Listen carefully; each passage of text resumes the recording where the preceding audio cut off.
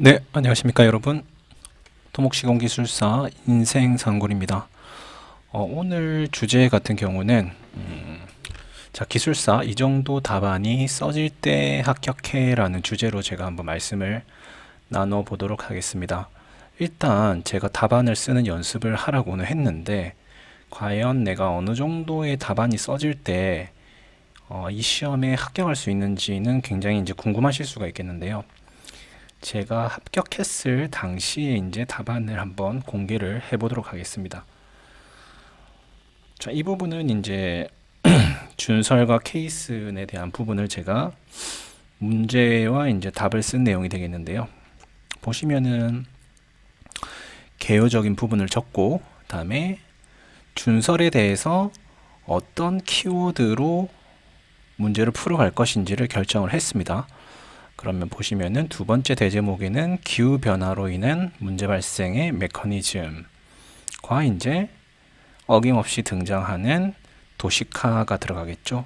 사실 이 부분은 제가 공통 아이템으로 시험 끝까지 가져갔던 내용입니다. 이 그림은 지금 보시면은 지구 온난화에 관련된 내용인데 이런 내용은 어떤 답안에서도 충분히 쓸 수 있기 때문에 이러한 내용은 공통 아이템으로 가져가시는 걸 추천드리겠습니다.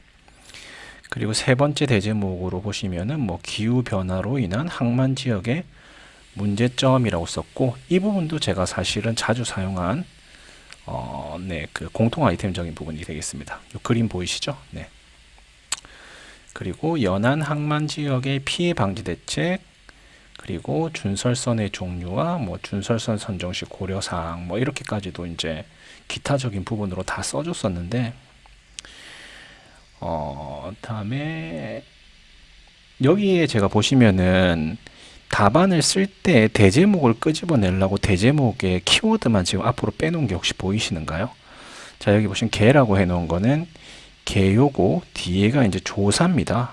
조사. 다음에 여기는 형태가 될 거고요. 다음에 이제 원인, 다음에 뭐 처리 대책, 방지 대책, 뭐 이런 내용들로 이 문제가 가령 어떤 문제점 유형으로 풀 건지 아니면은 또는 뭐죠 공법 유형으로 풀 건지에 따라서 이러한 키워드들이 있습니다.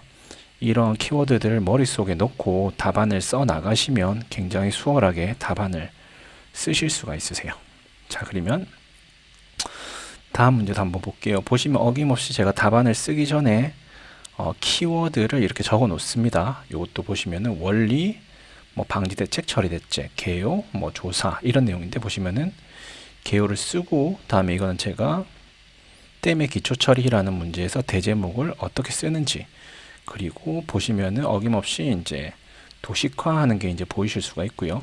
최대한 도식화를 많이 하려고 노력을 했습니다. 왜냐하면 이 문제를 이제 시간 안에 풀기 위해서는 글을 많이 쓰는 것보다는 이렇게 그림을 많이 넣어주는 것이 관리를 시험 시간을 관리하는데 굉장히 유리합니다. 그래서 글을 많이 쓰시는 것보다는 이런 식으로 이제 그림을 많이 그려주시는 것을 추천을 드립니다. 보시면은 이 정도 제가 답안을 쓸 수 있었을 때 이제 합격을 했습니다.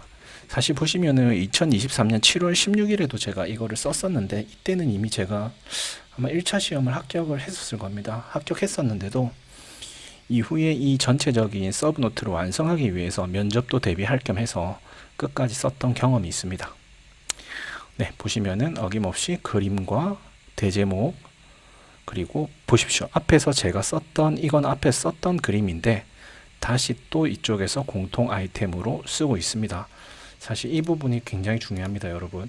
지금 기술사를 처음 준비하시는 분들은 이게 공통 아이템인 걸 아셔야 돼요. 네. 저는 이 공통 아이템을 많이 가지고 가면서 합격을 할 수가 있었습니다. 그리고 이런 부분도 사실은 공통 아이템으로 굉장히 많이 쓰실 수가 있는 내용이죠. 특히 여름철 같은 경우에는 뭐 집중호우에 따른 문제점, 가령 집중호우에 따라서 어떤 문제점이 있는가 이 부분은 사실 어떤 문제에서도 쓸 수가 있습니다. 하천 관련된 문제 또는 뭐 사면의 붕괴와 관련된 문제도 쓸 수가 있겠죠. 그리고 이제 보시면 터널 보조공법에 대해서 썼는데 이건 공법적인 부분이니까 개요, 뭐 조사, 공법의 종류, 다음에 뭐죠? 공법의 특징, 다음에 뭐 공법에 대한 이런 사용시 주의사항 이런 내용들에 대해서 제가 키워드로 잡아놓고 이제 대제목을 쓰기 시작했습니다. 대제목 보시면 개요, 막장항정, 공법의 종류에 대해 썼죠. 보시면은 개요나 또는 뭐죠? 뭐 조사 이런 걸 쓰는데 종류를 썼네요. 그리고 어김없이 이거는 도식화를 했는데 이거는 제가 이 그림은 앞에서도 혹시 보셨는지 모르겠지만 제가 키워드 터널의 키워드를 정리하면서 그려놨던 그림입니다. 그 그림을 그대로 이렇게 써보면서 반복 숙달을 하는 겁니다. 그 대제목 보시면은 터널 보조공법 선정 시 고려 사항인데 어쨌든 저는 글을 많이 쓰지 않으려고 했어요. 보시면은 최대한 도식화해서 표현한 것을 이제 보실 수가 있겠습니다. 그리고 이런 부분들은 이제 표로 만들었고요. 이런 부분들도 결국 도식화하면서 답안을 완성을 해 나갑니다. 다음에 이제 도로의 파손에 대한 부분도 있고요. 항상 이 키워드를 써놓은 거를 이제 볼 수 있습니다. 키워드를 써놓고 문제를 이제 푸는 습관을 제가 드렸죠. 이제 이렇게 보시면은 어느 정도 이제 답안을 내가 어느 정도를 쓸 수 있을 때 합격권에 들어갈 수 있겠구나라는 그러한 감을 좀 잡으실 수가 있으세요. 합격 답안은 제 생각에는 말입니다. 확실한 거는 합격 답안의 형태는 어느 정도 정해져 있습니다.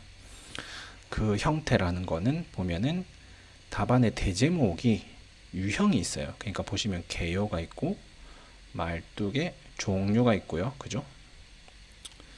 그다음에 기성 말뚝과 현장 타설 말뚝의 제가 차이점에 대해서 썼고 또 이러한 공법을 선정 시에는 뭘 고려해야 되는지 또는 특징은 뭔지 또는 시공시 고려해야 될 사항은 뭔지 시공시 유의해야 할 사항은 무엇인지 등에 대해서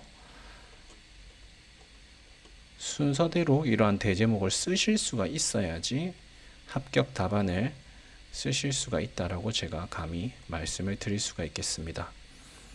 이쪽에는 이제 말뚝 지지력에 대한 부분도 있고요. 보시면은 자, 요것도 답안을 이렇게 썼습니다.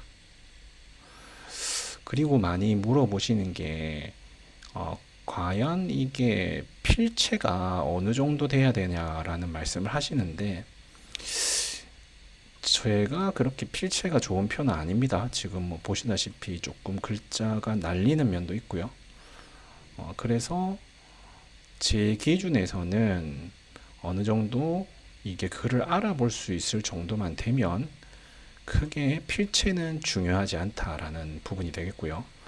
정말 중요한 거는 이 문제를 보고 답안을 얼마나 유형화 시킬 수 있는가. 그러니까 대제목을 유형화 시킨다는 겁니다. 강제의 부식이 나왔으면 개요와 부식의 진단, 이게 조사가 되겠죠. 그죠? 그다음에 부식의 메커니즘, 부식의 원인, 이런 식으로 제목을, 대제목을 끌고 나갈 수 있어야 된다는 겁니다. 이게 바로 이제 합격 답안이 되겠죠. 네, 실제 제가 시험장에서도 이러한 형태로 답안들을 구성을 했고, 그렇게 해서 이제 합격을 할 수가 있었습니다. 여러분들도 답안을 어떻게 쓰시는지 대충 감을 잡으시고 토목시공기술사에 빠르게 합격하시기를 기원 드리도록 하겠습니다. 그럼 이만 저는 들어가 보겠습니다. 토목시공기술사 인생 3굴이었습니다.